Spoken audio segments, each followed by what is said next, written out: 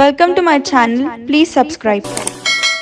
ఊరగాయను బహుమతిగా ఇవ్వడం శుభమా అశుభమా?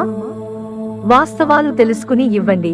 మనం చాలా మంది సన్నిహితులకు వారి ప్రత్యేక రోజులలో బహుమతిగా ఇస్తాము.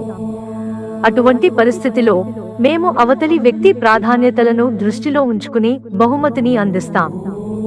కాబట్టి ఊరగాయ బహుమతి సముచితంగా పరిగణించబడుతుందా లేదా తెలుసుకుందాం. సాధారణంగా మనం శుభ సందర్భాలలో మన స్నేహితులకు లేదా బంధువులకు బహుమతులు ఇస్తాం. చాలా మంది ఎదుటి వ్యక్తి ఇష్టాయిష్టాలను దృష్టిలో పెట్టుకుని బహుమతులు ఇస్తుంటారు. అలాంటప్పుడు వాస్తు శాస్త్రాన్ని దృష్టిలో పెట్టుకుని సన్నిహితులకు బహుమతులు ఇస్తే మన బంధం మరింత బలపడుతుంది. ఎవరికైనా బహుమతులు ఇస్తున్నప్పుడు మనం ఎవరికీ కానుకలలో పచ్చళ్ళు ఇవ్వకూడదని గుర్తుంచుకోండి. మీ సన్నిహితులకు ఊరగాయలను బహుమతిగా ఇవ్వడం అశుభం. ఎవరైనా పచ్చళ్ళు బహుమతిగా ఇవ్వాలా? ఊరగాయలు సాధారణంగా ప్రతి భారతీయ వంటగదిలో కనిపిస్తాయి. కాబట్టి ఊరగాయను ఇంట్లో ఉంచుకోవడం వల్ల ఎటువంటి హాని ఉండదు. కానీ దానిని బహుమతిగా ఇవ్వడం చాలా అశుభం. మన పెద్దలు కూడా పచ్చళ్లను ఒకరికొకరు కానుకగా ఇవ్వడాన్ని నిషేధించారు. ఊరగాయ పుల్లని స్వభావాన్ని కలిగి ఉంటుందని ప్రజలు నమ్ముతారు.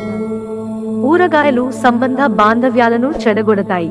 అటువంటి పరిస్థితిలో మనం బహుమతిగా ఇచ్చేవారితో మన సంబంధం దెబ్బతింటుంది. కాబట్టి పచ్చళ్లను బహుమతిగా ఇవ్వడం మానుకోవాలి. మామిడి, నిమ్మ ఉసిరి మరియు మిరపకాయ పచ్చడిలో ఆవాలు ఉపయోగిస్తారు. మస్టర్డ్ ఆయిల్ మతపరమైన ప్రాముఖ్యతను కలిగి ఉంది.